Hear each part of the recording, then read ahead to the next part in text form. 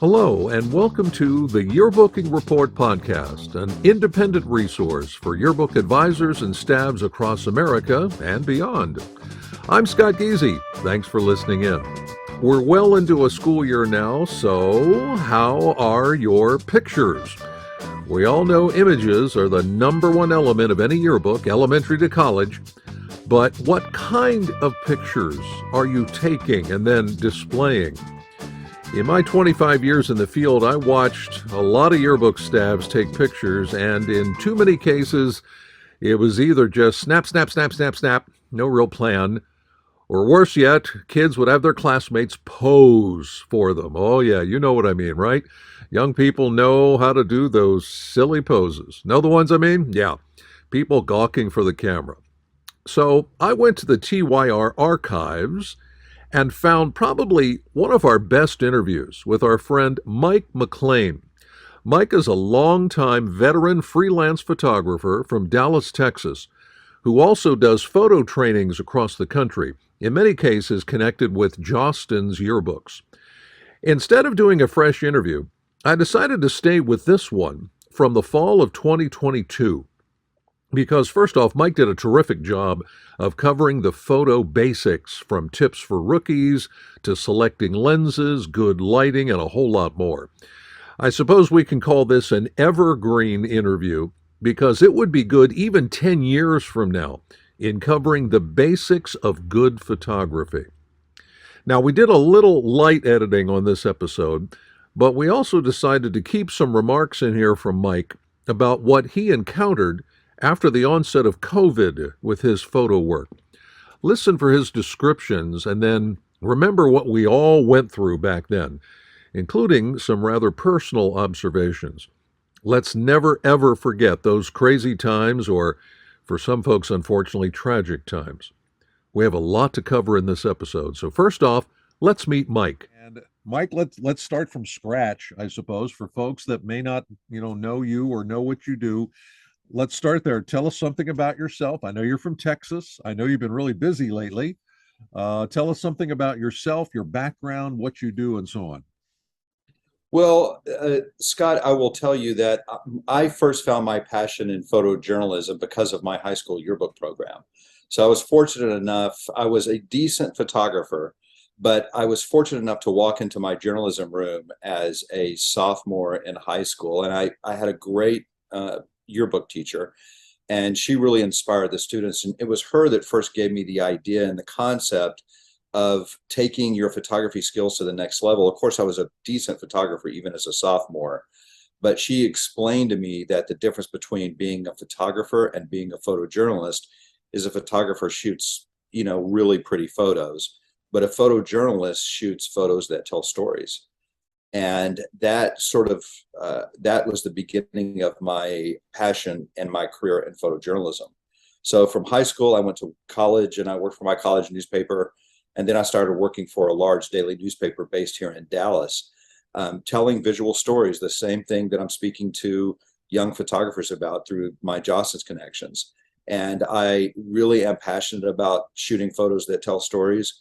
And I'm passionate about sharing my experiences. In fact, I just got off of a long workshop this weekend.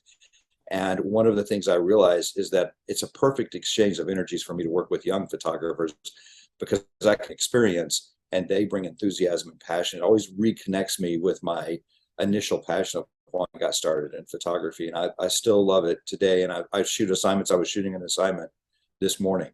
So it's been a great ride, and working with young people inspires me. Every opportunity I get, I'm inspired by these amazing young photographers out there working for yearbooks. How long have you been doing this now? Well, I started my business in the mid 90s.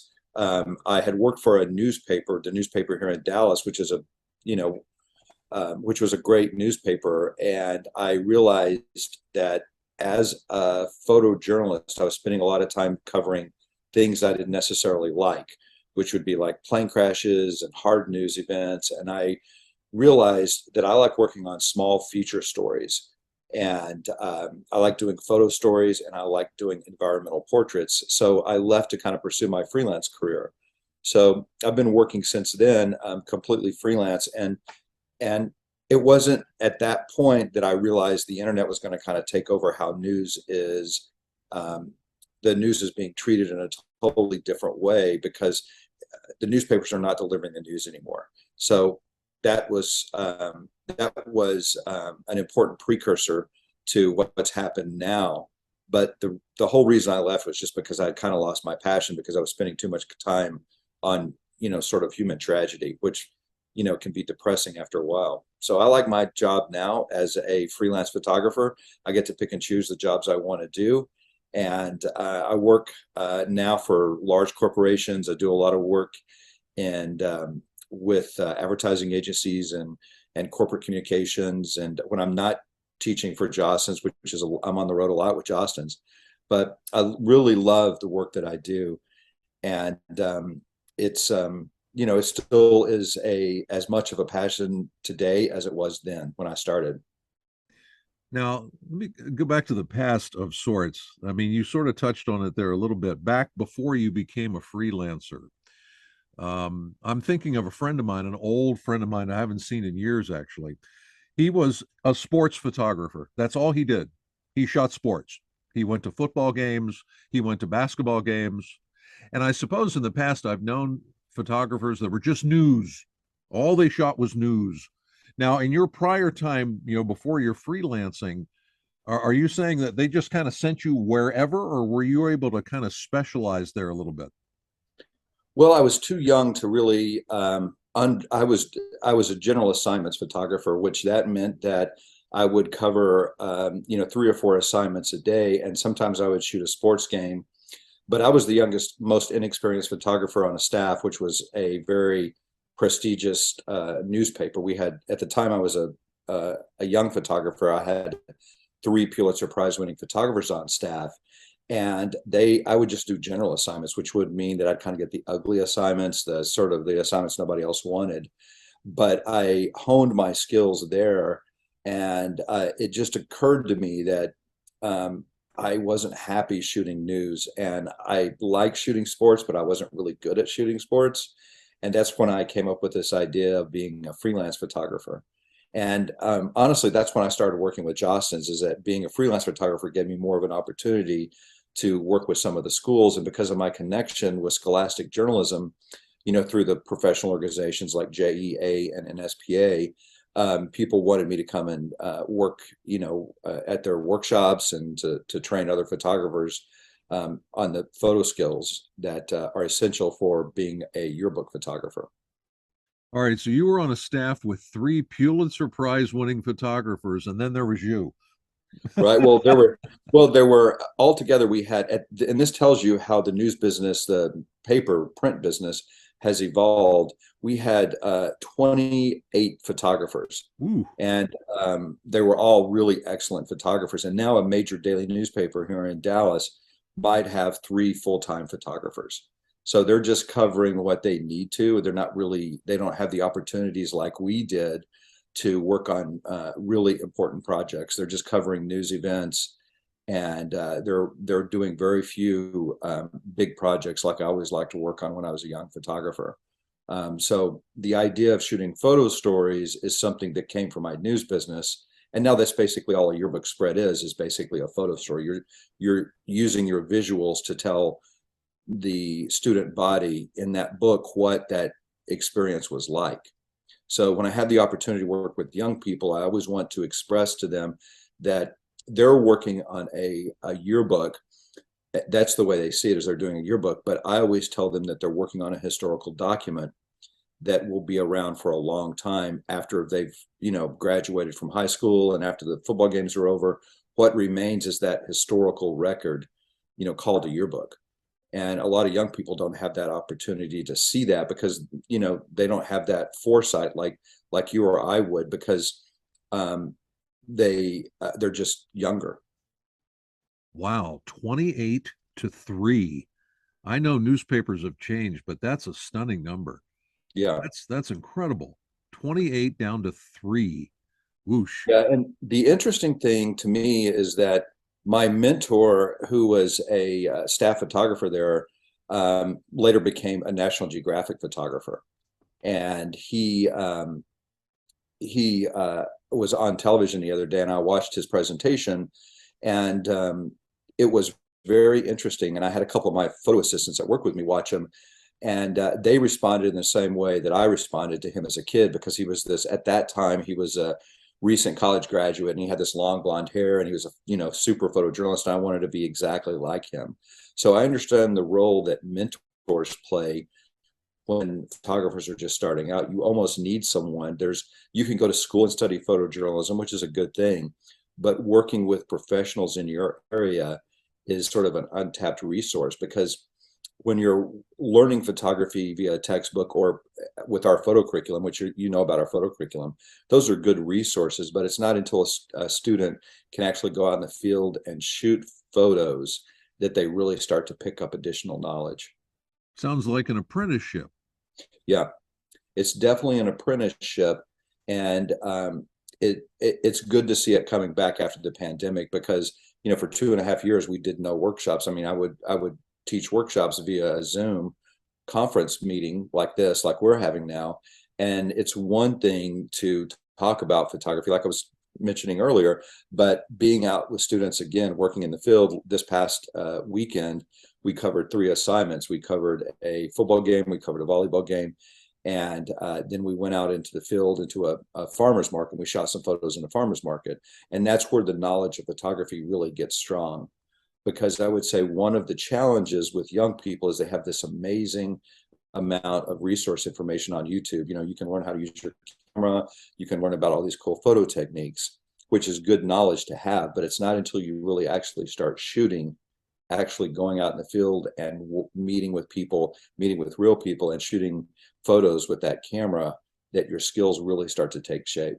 What have you been doing lately down there in your home state of Texas? I mean, you've been a busy guy. Yeah, I've been a busy guy, but a lot of the work that I've been doing, particularly over the summer months, I just taught workshops, almost one after another this summer, because there's such a need after the lockdowns. People just they needed the extra attention of the hands-on experience, because everybody had been learning online and that kind of stuff. So the last several months I've been teaching workshops, but I also have several clients that I work with that are connected with the military academies. So I do training for photographers working at the military academies like West Point and the Naval Academy. So I'll go up to West Point, which is our nation's most respected military academy in New York. I'll go up there and spend about 2 weeks training photographers, and then we will cover their graduation, which is a week and a half long of events that are scheduled for the cadets up there, before they graduate. So I continued, even during the pandemic, I continued to go up there and cover graduation. And generally who I'm working for when I'm up there is I'm shooting photos that will be used in the cadet publication office or their yearbook. So same thing with the Naval Academy. So then I have my own host of clients that I work with here in Dallas, Fort Worth. So constantly shooting projects for them. So I've been able to take the skills that I learned early on as a young high school photographer and kind of build those skills up to where I'm taking the same knowledge base and working with some of my clients that appreciate the same thing. It's really interesting, because I tell my students this, is that when you follow certain techniques that we can talk about today, your clients really appreciate that. They don't know when you shoot a great moment, they don't know how the process of getting a great moment, but they certainly appreciate that great moment. But those are all basics that I learned when I was a high school kid, right down the street from me, where I'm sitting right now at Irving High School. So Very, very cool. Very cool. Now, you kind of touched on this a little bit earlier, and I've asked this question to a lot of teachers, administrators, and so on. The last 2.5 years that we've all had to deal with, including you kind of touched on it earlier. How has the pandemic either, I'm not sure, Mike, changed photography? Is that possible? Or at least changed your work? Or maybe nothing's changed. We just stayed home for a while. Have these last 2.5 years affected what you do? Um, well, they during the pandemic, I mostly worked on COVID stories. So I would be in COVID units. So I'd be covering assignment even before the vaccine was available. I would be in hospital units working, telling stories there, featuring, photographing certain doctors that had, gone above and beyond. So during COVID, I was not as busy as I usually am, but at least I had some projects to work on for two or three healthcare systems here. So that kept me busy. In addition to that, I still would go up. They still did for graduation at the military academy. They still did all during COVID. They would have graduation service. Now, for the graduation service, they generally have a stadium full of parents there, but for the graduation service at West Point, it was just me and some media people and a couple of other photographers that were there. There were no parents allowed, so that was a very interesting experience where you have these 1,500 kids that are graduating from college, and it's all being broadcast on a YouTube channel. So the parents are watching them walk across the stage to get their diplomas, via YouTube. So I still worked, but it has changed when I go into cover an assignment now here even in Dallas now. Anytime you go into a healthcare institution, you still have to wear a mask. So, and they're still doing temperature checks, when you're working at a hospital. So I still have to go through all of those safeguard, checks as I go into cover assignments at a hospital or something like that. Mike, I'm just curious, and you can answer this however you like. Were you ever concerned a couple of years ago when you were doing these assignments in hospitals with what was going on? Did you ever have any concerns like, I should not be here or something?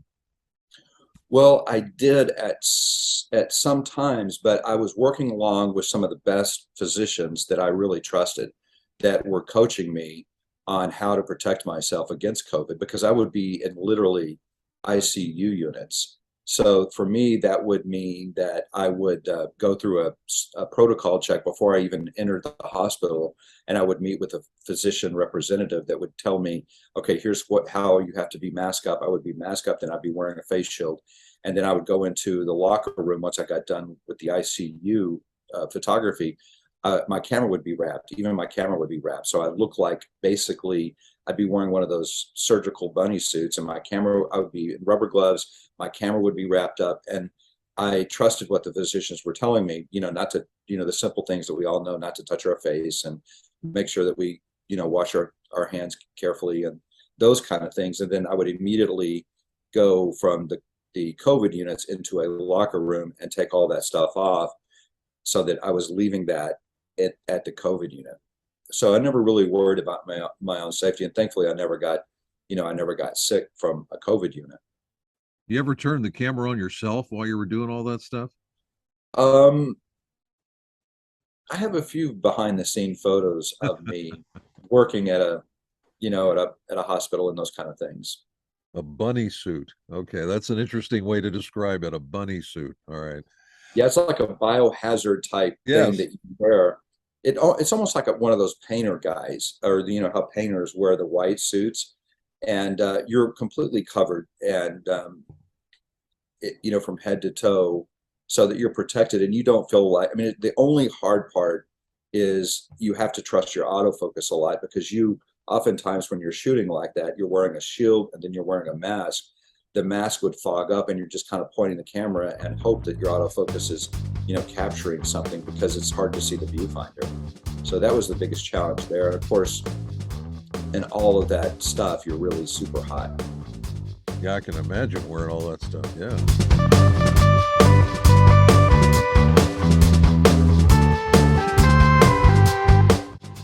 We'll return with more from professional photographer and trainer Mike McLean in just a moment. Get ready to do some note-taking as he goes over the basics of being a good photographer. This is great stuff for any student or any rookie or just anyone who wants to improve their photo game. So we'll have more on that in just a bit. And let's mention here one thing that I think way too many people do while they're out taking photos for the yearbook. Or perhaps I should say they don't do. And that is take a lot of photos. Kids especially have this idea that they should only take perfect images, and so they end up shooting only a handful of photos. Instead, emulate Mike and other top photographers. When they go out, they take a ton of photos at events, knowing that most of them are not going to work out. They know it, but some will, and that's the key. Change your angle or viewpoint. Try shooting up and down, but take a lot of photos. Now, back in the old days, using film that had to be developed, lots of photos back then, of course, cost money. But here in the digital age, hey, go crazy taking images, maybe hundreds of them at an event. Ever seen a kid's smartphone? Come on. How many images on there? A lot, right? So kids know how to take a pile of photos. The distinction here is not just random photos or posed photos, but instead try for pictures that are different, that tell a story just by looking at them. The old line, practice makes perfect. So by taking a lot of images and trying some new things, somewhere in there will be some photos that'll make you say, yes, that's a good one. Now, what different things can someone try to get those great pictures? Well, here we go as we talk more with Mike McLean here on the Yearbooking Report. All right, let's talk some photography here. Let's start with some basic stuff. Now, Mike, I'm going to assume we probably have some rookie people, rookie advisors, maybe rookie yearbook students who might be, checking this out and so on. And what are just this is for the newbies, if you will. What are some very simple, basic photo tips for anybody that is going to, I don't know, a sports game, a class, an event, an activity, that they know they can walk in and take some good photos with just some very basic tips? What are some that you would share there? Well, there is, I think, the most important basic tip when when you're out there capturing images. And ironically, it's one of the first things I notice about people and their abilities as a photographer are compositional skills. So people can study compositional rules, and I think those rules are very important. There's several rules out there, like, rule of thirds and rule of, leading lines and those kind of things, which I think are important. But I put together a list of three, I call them my simple steps to getting excellent photography, right? So those three steps are very simple for students to remember. And I actually came up with this idea when I was working with some college students, and we had done an hour and a half long session on composition, which can be very, complex and kind of hard to understand or remember all those rules. So me and a co-teacher came up with these three simple rules in the hopes that these three simple rules sort of encompass all of the rules of composition and what it takes to make a good photograph. So I think the best thing to do is to share those with you, and we'll just go through them one by one. So they're called my three simple steps for good composition. And the first one is to fill the frame. So that means get as close to the subject as you possibly can. The tendency when you're a young photographer or inexperienced photographer is to stay away from your subject matter. And because you're a little bit apprehensive, but that is counterintuitive to photography. So I always tell people it's best to get close to your subject matter. And when you fill that frame, it's going to eliminate all of the distracting elements. So filling the frame is the number one rule. And there's a very famous World War II photographer who said, if your images aren't good enough, it means you're not close enough. And that really still holds true today, is getting close to your subjects. And the second rule is control your backgrounds. And controlling your backgrounns sounds like a simple thing to do, but beginning photographers or people that are just starting to shoot, they focus their eyes on their subject, and they never really look beyond their subject for distracting elements. So controlling your background can be as simple as moving from one position to another position. It could be as simple as, if you have a telephone pole or a light pole coming out of your subject, It can be as simple as getting a lower angle so that you put that light pole behind your subject and it's no longer a distraction. So that is one important way to change the background. The other way to change a background is by using an aperture like f4 or f2.8. And when you use an aperture like f4 or 2.8, that's going to throw a distracting background out of focus and make it soft so that the reader is not paying attention to that distracting background. And of course, the most important rule we save for last, and that is shoot great moments. And that's really the pinnacle of what photojournalism is all about, is capturing great moments. And the way we encourage photographers to do that, let me tell you about a quote by sort of the father of photojournalism. His name was Henry Cartier-Bresson. And he coined the phrase, the decisive moment, right? And the way he was questioned by reporters at a press conference one time and said, what is the decisive moment? And he had a great answer. And the way he answered that question was, the decisive moment is when all the key storytelling elements come together in a split second. So capturing those moments from the perspective of Henry Cartier-Bresson's, the decisive moment, is really easy to do using a few tips. Now, what I always encourage my photographers to do is to avoid the spray and pray technique of photography. So what that means, Scott, is sometimes I just watched it this past weekend. Photographers will go to an area and they'll shoot a few photos over here, and they'll shoot a few photos over here, and then they'll shoot a few photos over here. And those might be okay photos, but what I tell my students to do is focus on people's reactions, focus on elements of expression, focus on little simple things, because in photography, good moments happen with just a simple expression, a simple reaction. Those really are what we define moments as. And I just told this to my group of photographers on Saturday, was in order to get those moments, you have to shoot a lot of almost moments, right? So all those almost moments are moments that happen in anticipation of getting that moment. And far too often, young photographers are not patient enough to capture those moments. And that's one of the principal reasons I still continue to get work and stay so busy, even in economic challenging times, is that I'm able to shoot good moments using that technique. I watch for people's expressions. I watch for people's reactions. And I let those human experiences evolve naturally. Now, one of the photographers raised her hand in my class on Saturday and said, well, we're always having people always, grab their friend and kind of focus on, they want us to take sort of posed photos. She called it a grip and grin photo, where they're grabbing their friend and they're kind of mugging for the camera, like you see on Instagram right now, people posing and stuff like that.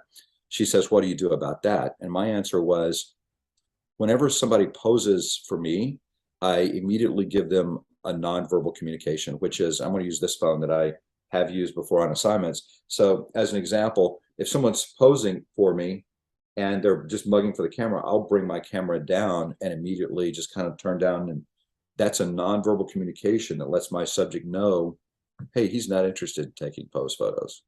Very often I will tell people, hey, I can't get pose photos because I'm not allowed to shoot those. So when I was a high school kid, my journalism teacher, we were shooting film in those days, my journalism teacher said, we will absolutely not waste money shooting pose photos of people, mugging for the camera, because that's not what we do in yearbook world. We're shooting photos that tell stories. And those photos, the people, if you shoot those photos, it encourages people to behave like that at, pep rallies or football games and things like that. We really want to do our best to capture spontaneous, candid moments. And I think that's what's most important. So being patient with yourself and allowing a situation to evolve naturally. And one of my photographers told me a story on this weekend where there was something really cool happening and she missed it. And she said, I just missed it and I really felt bad. And I said, well, if you're patient and you're watching something evolve, an expression or a reaction, and you miss a shot, that could be, this was at a volleyball game. And I said, just keep watching, because we're all creatures of habit. And they will do that expression or jump again off the bench. That's what one of the players is doing, is just kind of jumping off the bench. And I said, let's watch them again. And sure enough, in about 2 or 3 minutes, when another point was scored on the volleyball court, this athlete on the other side of the court from us just jumped up and went wild. It was just 1 point. They weren't winning a game, but she had this amazing, she was very enthusiastic about the game, and she got an amazing image because she was patient enough to wait. So that's a key element. So those three simple rules: fill the frame, control your background, and shoot great moments. Mike, I love that tip. I never realized because kids still mug for the camera. My goodness, they do it every day, everywhere. The Yep. idea of just put your camera down, and when somebody sees you put your camera down, they're going to think, "Oh, okay, he doesn't want that." All right, and then you move on to other stuff. That's brilliant. That's absolutely brilliant because unfortunately, when I get a chance to work with student photographers, I see it too often. You know, there are people goofing for the camera, and then those end up in the yearbook. And I tell kids, guys, is this what you do in school all day? The answer is no. Okay, why do we have this in the yearbook? Put the camera down. But I mean, if you're at an event, Mike, it sounds like your camera is pretty much always up, right? You're always looking for something. Yeah, I'm looking for the expressions or reaction. I'm scanning the crowd or for people's faces that they're reacting very unusually. I'm also too very aware of two important elements that I think that as photojournalists we're required to cover. And I think this is another important tip that people should write down, because this is some good stuff. Is I think that whenever we're covering an event, it could be an academic event, it could be, an after school activity, it could be a sporting event, is to cover the action and the reaction. So action is important because action can be a key storytelling element. It's when that volleyball player scores, that last point, and you can see the strain as a volleyball player goes up to return the ball. You can see the strain and the emotion on her face. It's a peak action moment, but sometimes more important than those peak action moments very often is the reaction. So always, just because you hear the whistle blow doesn't mean that the photography action has ended. That means that maybe you scan the crowd in the stadium. Maybe you look at the sidelines. Maybe you watch the cheerleaders on the sidelines, because you can always get a reaction that can be just as powerful sometimes as that reaction shot. And I think that's something that young photographers overlook often. So those photos can be great storytelling moments as well.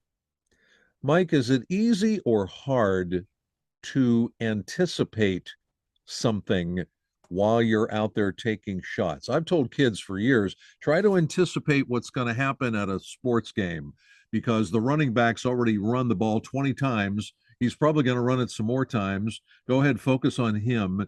I mean, that sounds easy, but is it maybe that's actually hard to try to anticipate what's going to happen so you can go get a good shot? Well, I think the challenge is, and this is the interesting thing for young people, the people that have a natural sense of sports, maybe they were involved in sports as a younger person, but they understand the dynamic. I was always a photographer when I was a kid. So I never really participated in high school athletics, but I had to force myself to really learn about the game. So if it's fourth down and a yard to go, then chances are they're going to try to run that ball. But if it's fourth down and you have 15 yards to go, chances are they're going to try to toss that. Just simple things like that. The more you know about a particular game, then the better you're going to be. And I had the occasion to shoot a lacrosse game in Maryland recently, and I had somebody that was with me that was talking to me about where they were giving me clues on what was going to happen next and where the best position would be for shooting that lacrosse game, because I'd never photographed lacrosse before. But those kind of things, the more you know about a particular sport, then the better you're going to be at capturing that sport.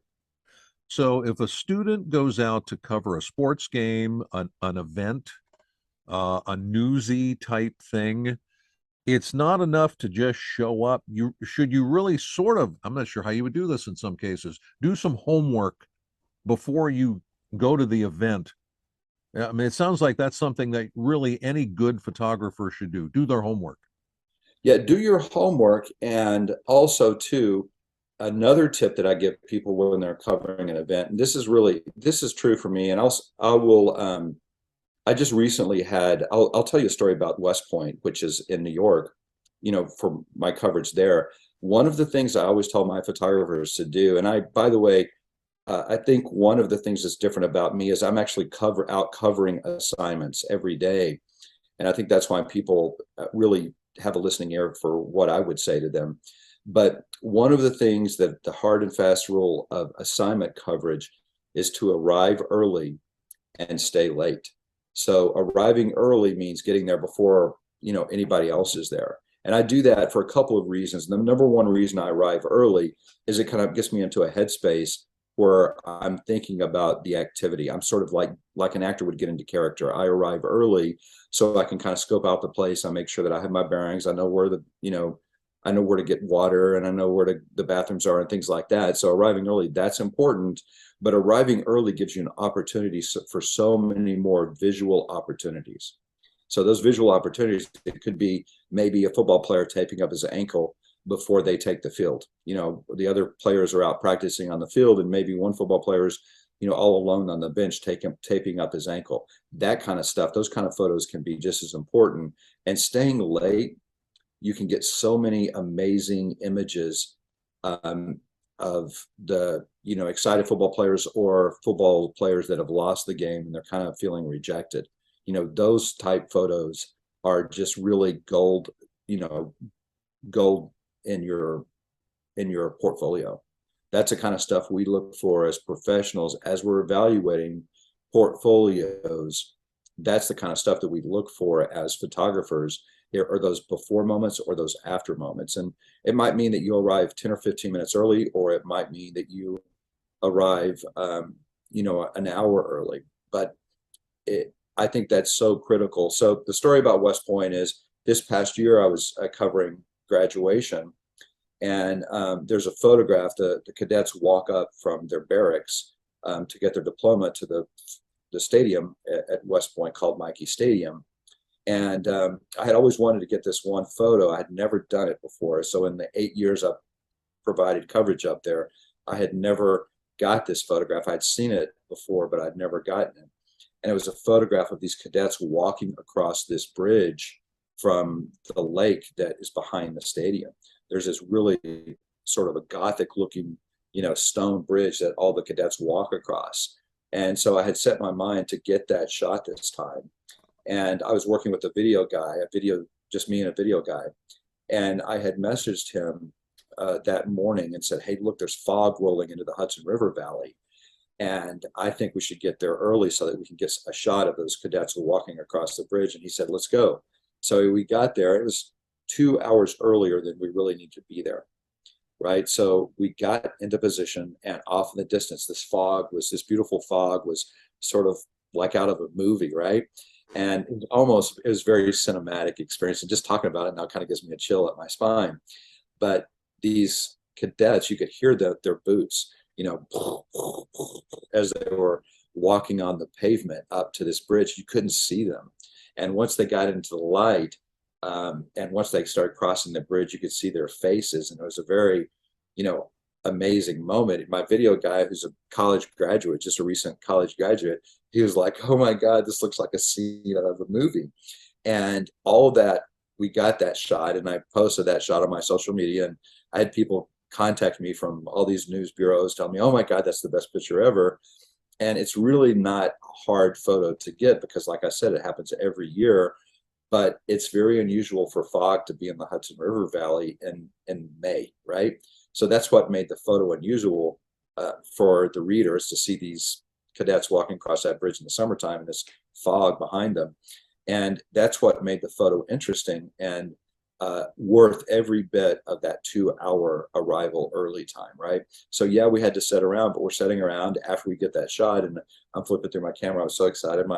My video guy's flipping through his footage, and he's like showing me these pictures, and it's all really amazing. And it's like that reward is so much better than worrying about, well, I could sleep an extra 2 hours.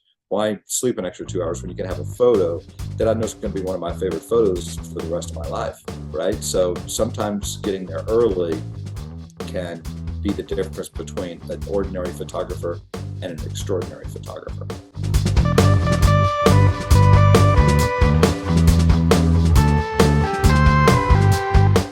We'll get back to our final segment with professional photographer and trainer Mike McLean in a moment.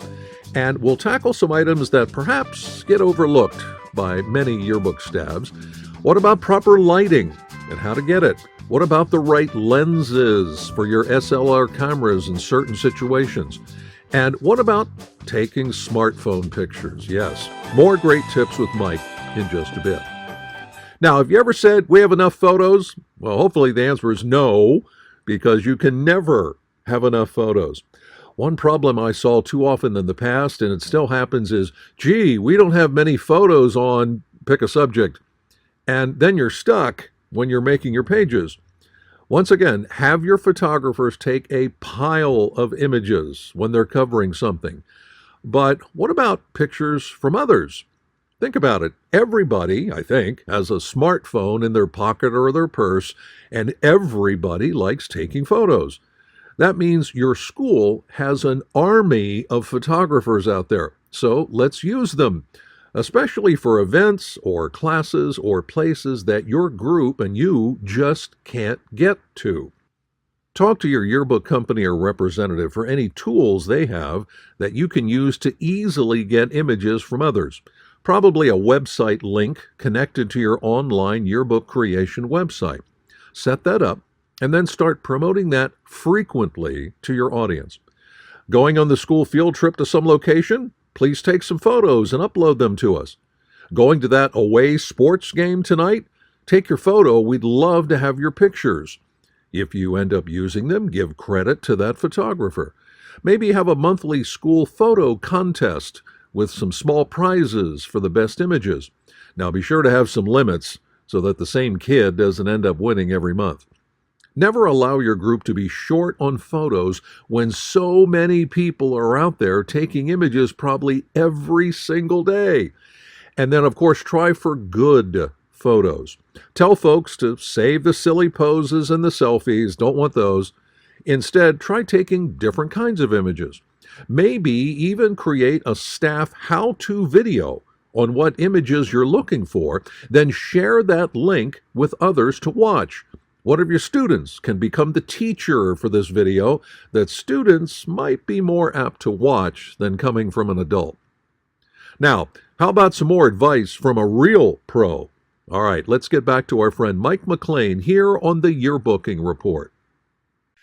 All right, let's talk about equipment, because I know that's changed. All right, so here's my opening question. Most yearbook staffs out there, I think, have an SLR camera, single lens reflex camera with the lenses and so on. But Mike, is this accurate to say that SLRs essentially are going extinct in favor of the new mirrorless cameras? Seems like whenever I go to a catalog or, an online website and so on, I'm seeing more and more mirrorless. I'm not seeing the SLR stuff. Is this changeover happening? Yeah, it's happening gradually. It's not as fast as I think that the manufacturers would want, but we're seeing, and there are benefits to using a mirrorless camera over a DSLR. They are a lot more sophisticated. And for someone like me or you, Scott, it's easier to carry around because they're far lighter than a DSLR camera. But those digital SLR cameras are still very cost effective. So the only challenge, and this is how I present this information to the students I work with, the only challenge with purchasing a mirrorless camera right now is the price point. Those things are very expensive. And just even for me, I still use DSLR cameras, and I haven't made that transition yet because I see the camera that I want, that's a mirrorless camera, is going to be about $2,500. Right? So I'm like, okay, I'll give it another year or two and wait until the prices come down, because as you know, technology, when it's first introduced, the prices are just outrageous.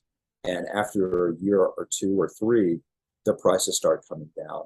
So once those prices start coming down, then I would recommend that you're that your journalism programs look at getting a DSLR camera, but a DSLR camera that's compatible with the lenses that are existing. In order to make those lenses compatible with like Canon or Nikon, they have to get the adapter ring.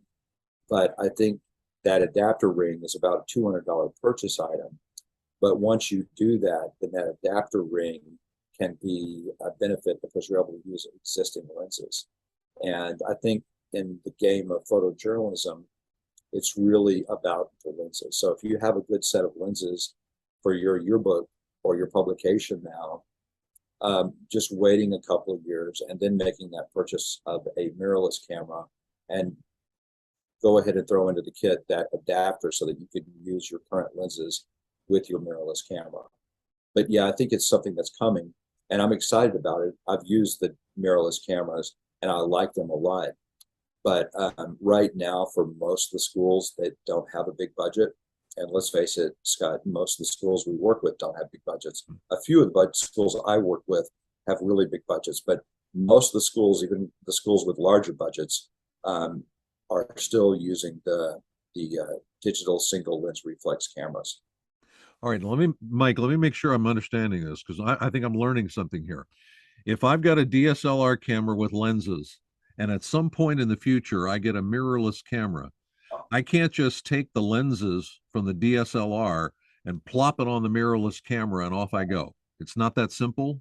No, because of the way the mirrorless cameras have no mirror, so the lens has to be adapted so that that lens focuses properly with that camera. So that adapter ring actually screws onto the camera first. So you'll screw that adapter ring onto the camera first, then the lens goes onto the adapter ring, and that makes that lens compatible with that that mirrorless camera. All right, now folks, take a note. I'll be honest, Mike, I didn't realize that. So again, lenses will work from one to the other, but you've got to have that adapter ring to make sure everything works properly, correct? Right. And let's just go ahead and say this, and this is another point of clarification, is that if your school is currently a Nikon school, then you need to get a Nikon mirrorless camera. And if your school is currently a Canon school, then you need to get a Canon mirrorless camera so that it is compatible with those lenses that you have existing, because you can't add a Nikon lens to a Canon camera no matter what. Even if you have the adapter ring, you still have to use the Canon lenses or the Nikon lenses for the respected brands. All right, folks, square peg, round hole doesn't work. Okay, Nikon to Nikon, Canon to Canon. That's the way it works. Let's talk about lenses because, oh goodness, Mike, there seems to be a million lenses out there of all kinds. I guess maybe, for folks that are purchasing maybe right now, I mean, what's a lens or two that every yearbook staff should have to take certain kinds of photos? Well, I think that the important thing that people realize is that kit lens that comes with the camera, and most of the schools I work with, they buy the camera package, which means it comes with the camera and a lens, and that kit lens, which is typically a 17 millimeter lens to 55 millimeter lens, that is a decent lens for where you have an abundance of light. So that means that that lens is that 17 to 55 millimeter lens is a variable aperture. So at 17 millimeters, that lens is a 3.5. And as you zoom in to 55, that lens becomes a 5.6. So that makes that lens almost impossible to use in an indoor situation unless you have lots of light, because most schools will send a photographer out to the gym to get pep rally shots, and the aperture doesn't open up, so it doesn't allow a lot of light in. So that as they zoom in, that lens is a 5.6 lens, which means that your aperture opening is about like this, and that gives you very minimal light in a low light situation. So for the replacement for that lens, that I would encourage my advisors to do, and I've had advisors far and wide tell me this has really changed their program, is to get what we call a Nifty 50. And that Nifty 50 is a 50 millimeter lens, 1.8. So that means that allows a lot of light in. It's a general recommended lenses, a general recommend lens for all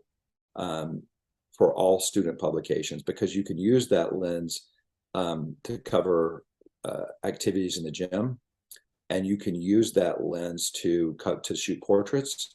You can use that lens to photograph. I had 2 students this past weekend that had that lens, and they covered volleyball, and they got some fantastic shots. What makes that lens, that 50 millimeter lens, and I want to underscore here, that's a 50 millimeter 1.8 lens. Now that 50 millimeter means it doesn't zoom, right? So when people first get that lens, they say, oh, how do you make this lens zoom? And I'm like, it doesn't zoom. You have to zoom with your feet. But that's one of the benefits. It's called a fixed focal length lens. So that means that that's why you're able to get that aperture of 1.8, which means that you can shoot in very low light situations, because that 1.8 aperture, it can open up and allow a lot more light into an environment. So if you could even photograph like backstage where they have limited lighting and get great shots, because that lens is so nice and so tacked and available to open up so you can let in all this light. Students often become believers after using that lens. And that's the first lens I would recommend. And then I would recommend a good medium telephoto lens, which would be like a 24-70. And I think those 24-70s are great lenses, but a good lens to have and to buy, which I think is critical for covering sports, is the 70 to 200 millimeter sports lens. And the 70 to 200 millimeter sports lens is exactly the focal length you need to cover field hockey, or to cover any nighttime sporting event, or you can use it to cover basketball games in the gym or wrestling meets in the gym. It's a good all-around sports lens. Now, the thing about that lens that makes it so special is it has a fixed aperture lens. It's a fixed aperture lens, meaning that when you are at 70 millimeters, you can have that lens set to an aperture of 2.8. And as you zoom in, that lens remains at 2.8. It's not like a variable aperture lens like we just talked about. It's a fixed aperture lens. So zooming into 200 means that you're still going to have that aperture of 2.8. Now, Scott, I'll give you one tip here that I think is really important for people to realize, is that you can buy those lenses directly from the manufacturer, like Canon or Nikon or Sony, and they're very expensive, right? But you can buy something called an aftermarket lens. And let me explain, because I think this is really how we can save our journalism program's budget. Is buying an aftermarket lens means that you're paying about 50% of retail cost, but you're using companies that specialize in making lenses for a particular camera. The real caveat is when you're ordering that lens, you need to make sure that you're ordering a lens that's compatible with your camera. So that means you have to do a little bit of homework to make sure the aftermarket lens that you're purchasing is actually the lens that fits for your camera. So that's one of the great tips. And the school that I worked with here in Denton this past weekend, they had all aftermarket lenses, and those lenses were just beautiful. I mean, they were capturing amazing volleyball photographs on our assignment, and they really paid about 50% off of what they would be paying if they were buying the manufactured lens from Canon, Nikon, or Sony. And they work just as well. They do work just as well. So let me say one other thing about lenses I think it's important to remember, is because I just had this come up with the group that I worked with. They had a 75 to 300 millimeter lens, and they were using that lens inside the gym, and they were completely frustrated because it was a variable aperture lens. So again, at 75, that lens was a 3.5. And as they zoomed in, that lens became a 5.6 lens. Now that lens, and I told them this, and I think this is something that's important for your audience to keep in mind, It doesn't mean because that's a variable aperture lens, you throw that lens away, because there are lots of applications that would work perfectly for that lens. So some of the applications we came up with this weekend where you could photograph cross country with that lens. Because as you know, in cross country, we have an abundance of light. Generally, it's a Saturday afternoon. Or you can photograph golf with that lens, because generally when you're photographing golf, you have a good amount of light, and any outdoor those track meets on Saturday that happen at the stadium, that 75 to 300 millimeter lens would be perfect. So as a matter of fact, that lens, and it's a really inexpensive lens, if you're photographing anything outdoors, I would recommend that you take that lens with you, because you'll be amazed at the image quality that you can get. So one of the examples that I'd like to show is a surfing photo that I shot in California. And you can see in this example, you can see that I'm shooting with a long lens and I'm a good distance away from that surfer. And you can see my metadata right here. So I'm able to shoot at a very high shutter speed, and my ISO is set at 100. And generally when we're working outdoors, we want our ISO to be set at 100, so we can, at ISO 100, we're going to get the best quality images possible. We're going to get the best sharpness. So in this example, I shot at 100, and then take a look at how this image looks cropped. And you can see there's almost no image loss quality. And the reason for that is because we have an abundance of light. So using that 75 to 300 on outdoor lighting situations can be a great benefit. Even at football stadiums, when you have the early season before the light starts to get bad, that's the time to be capturing sporting events outdoors, where you still have a decent amount of natural light before the time changes and the sun starts to go down faster. All right, now, Mike, that's all great information. That's fantastic. Folks, hope you took notes.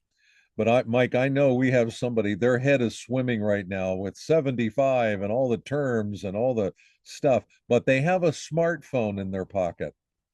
Now, I've got a newer iPhone, and Mike, this thing takes really good pictures, I think. I think it's awesome. Just a few years ago, I was telling, yearbook kids, no phones, no, don't do it, don't do it. Now, I mean, Mike, smartphones and the newer smartphones, am I wrong? They take great photos. They will do the They do. job for us. Yes. They do. And I've taken plenty of photos with my smartphone that wound up in publications just because it was the phone I had handy. I think the smartphones are great for general type photography, and one of portraits and covering events and things like that. And using those three simple rules that we talked about earlier, filling the frame, controlling your background, and shooting great moments, all that stuff applies to smartphones too. But the limitation of those smartphones is going to be the sporting activities. So you can cover a lot of assignments with that smartphone, but you can't get good stopped action when you're using that smartphone. All right. Now, one other thing though, lighting, good lighting using smartphones. You're out and about and maybe it's at dusk or at night and so on. Sometimes that's not so great. Now, you've got something there that maybe can help. It seems like a simple thing that you can help with lighting involving using a smartphone. Let's talk about lighting here a little bit. Well, I think that lighting, and we during the pandemic, we had most of the photography that was being captured in yearbooks across the nation, with some exceptions, but most of the photographers are working with their smartphones.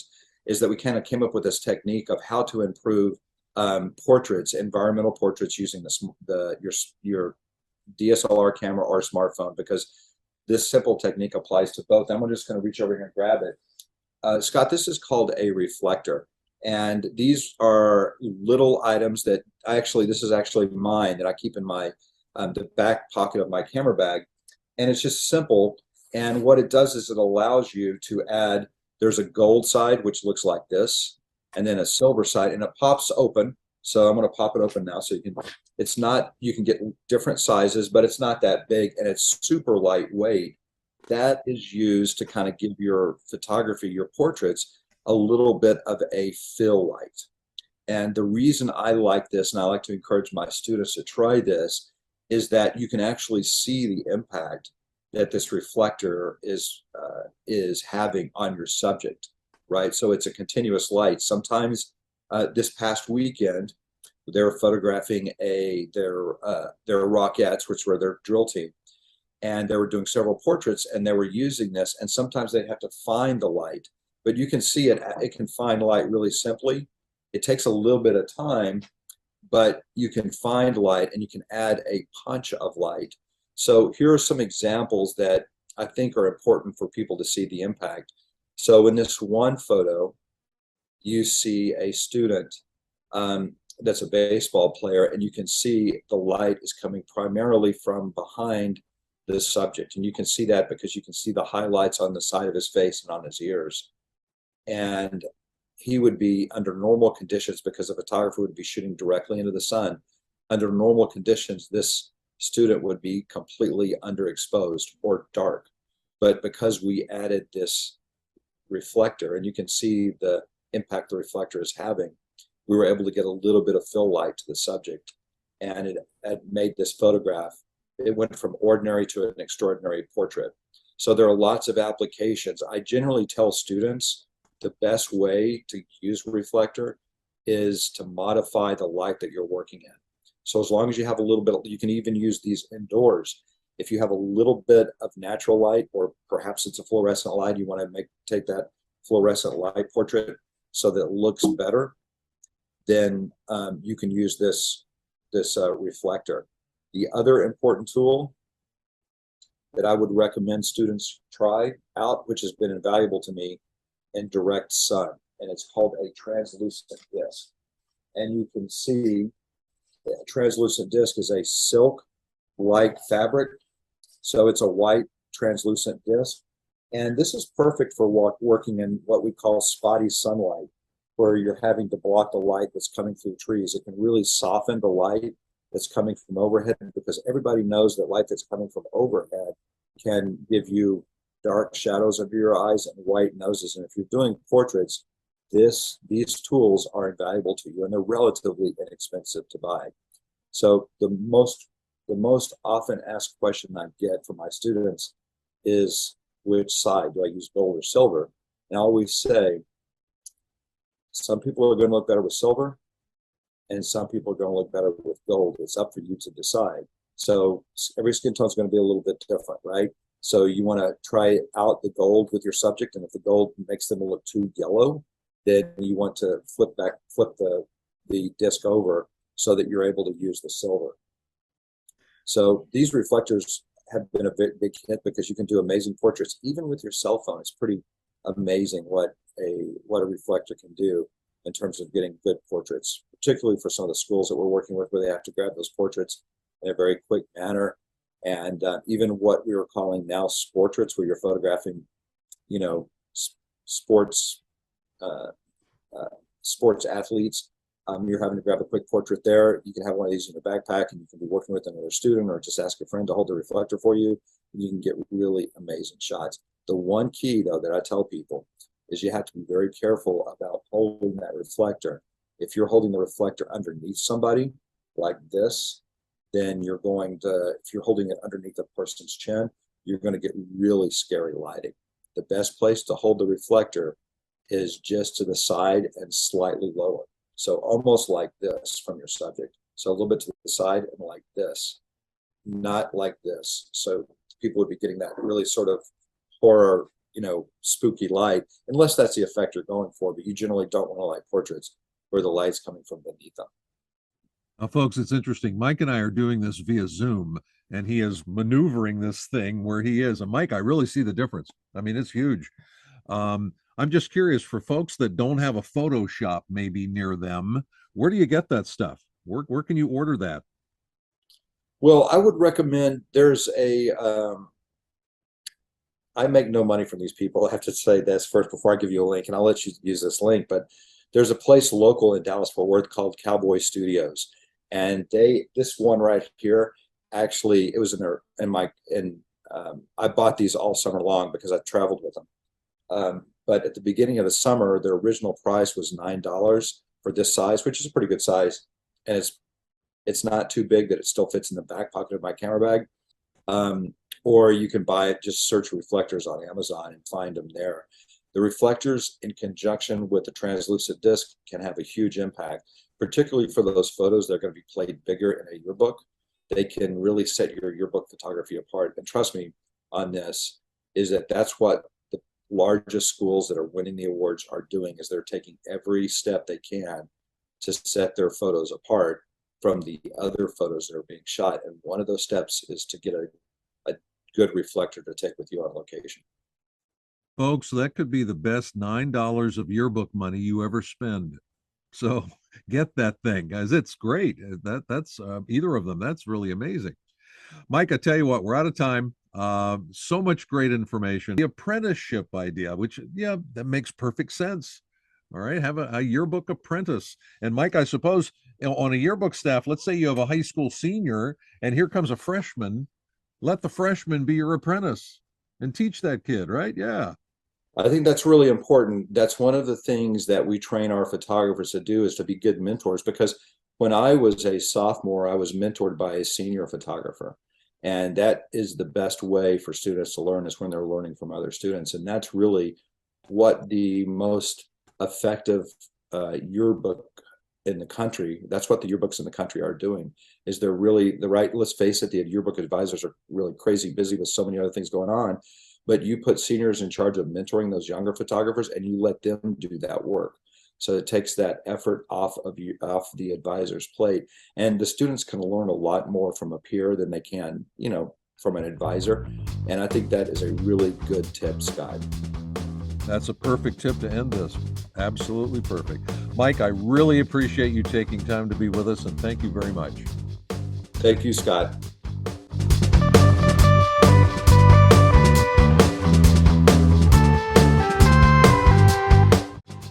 A big thank you to our friend Mike McLean for his ideas and insights on taking better photos for your yearbook. For our TYR newsletter subscribers, look for our masterclass video clips with Mike, actually taken from this interview, but in this case also including many picture examples of what Mike described here. If you're not on our newsletter mailing list, we'd love to have you join us.